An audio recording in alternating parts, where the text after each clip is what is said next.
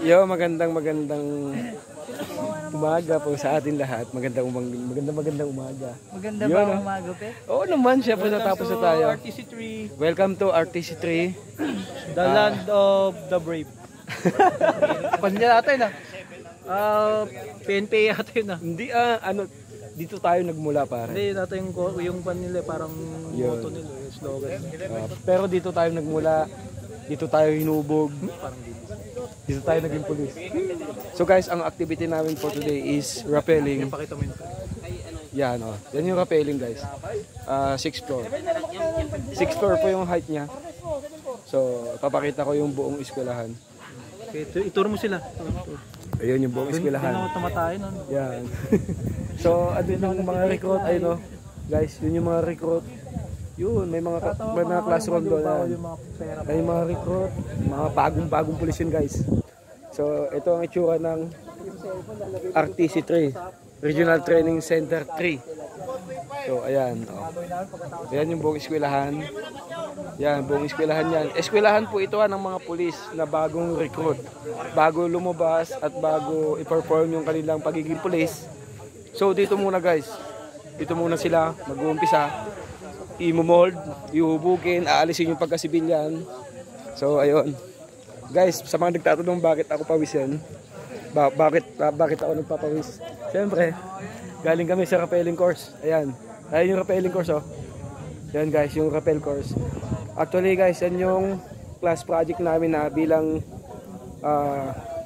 class 2013.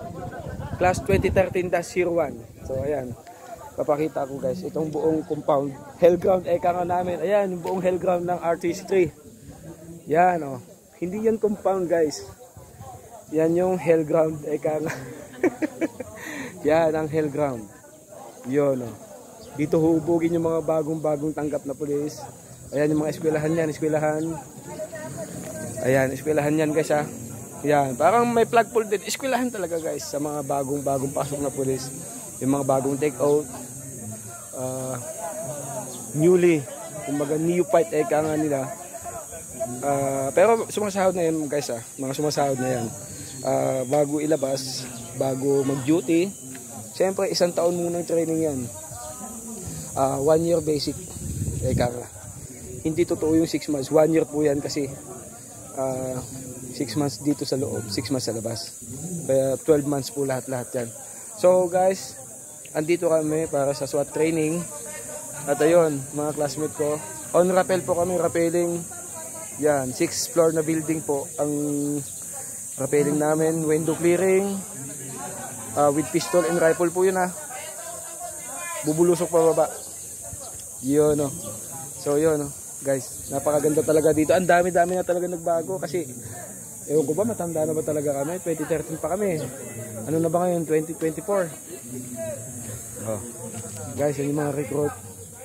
So, lunch break na. Pag tumunog na yung trumpet, may mga kanya-kanyang tunog yan. May tunog na pang mess, tunog na pang formation, tunog na pang gabi, tunog na basta ganon. Iba-iba tunog ng trumpet.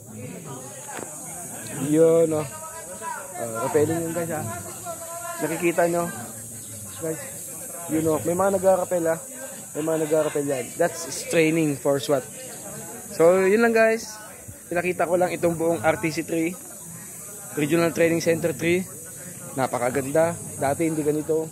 Ang daming improvement. Sobrang ganda. Guys, sa mga gustong magpulis, Region 3, napakaganda. Napakaaliwalas, napakalinis. Suwabing-suwabe na, hindi tulad dati. Talaga dati. Pero maganda na dati. Kasi, siyempre sa amin, mga newly pa kami noon, 2013, maganda na siya. Ngayon, mas maganda na naman. Guys, tignan yung project namin, Yung project ng class namin. Yan, yung flagpole na yan. Project namin yan, yung madaming flagpole na yan. Tapos yung rappelling, project namin yan. Tapos may mga project pa kami yun sa likod. Madami kami project. Yun lang guys.